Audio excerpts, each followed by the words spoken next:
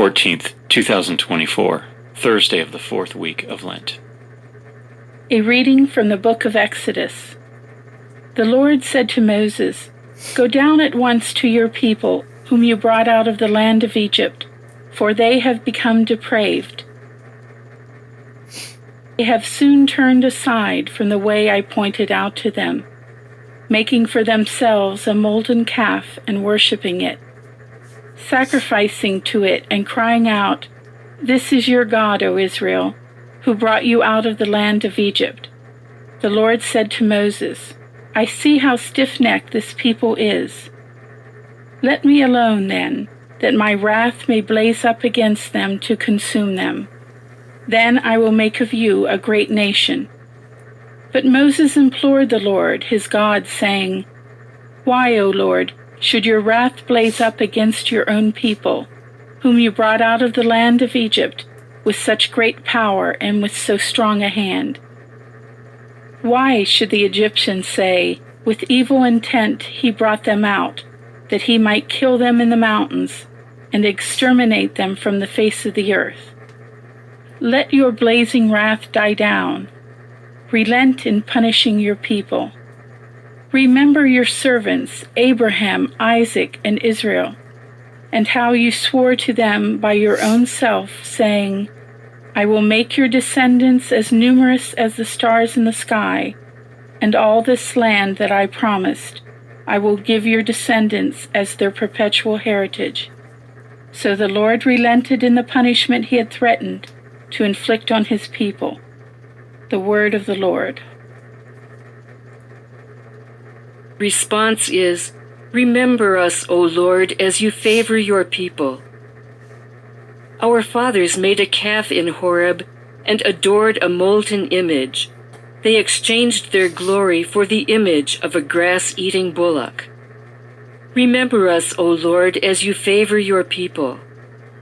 They forgot the God who had saved them, who had done great deeds in Egypt, wondrous deeds in the land of Ham, terrible things at the Red Sea.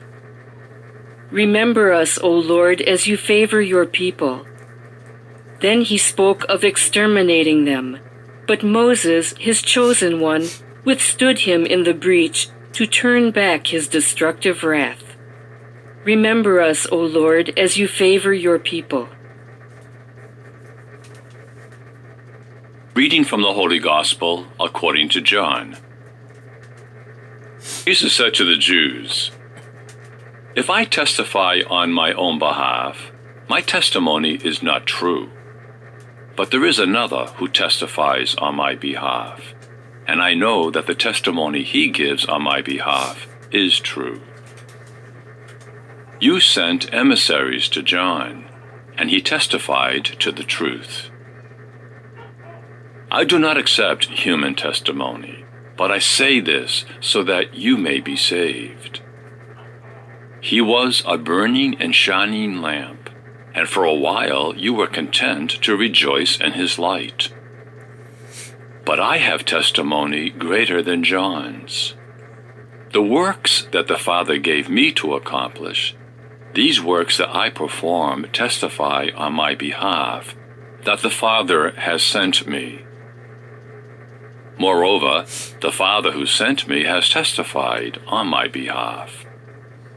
But you have never heard his voice, nor seen his form, and you do not have his word remaining in you, because you do not believe in the one whom he has sent. You search the Scriptures, because you think you have eternal life through them. Even they testify on my behalf. But you do not want to come to me to have life. I do not accept human praise. Moreover, I know that you do not have the love of God in you.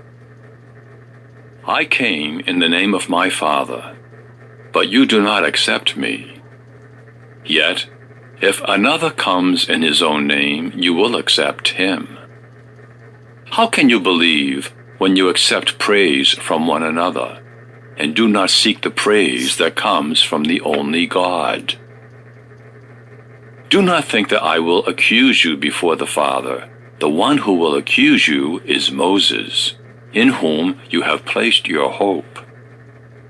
For if you had believed Moses, you would have believed me, because he wrote about me. But if you do not believe his writings, how will you believe my words? The Gospel of the Lord.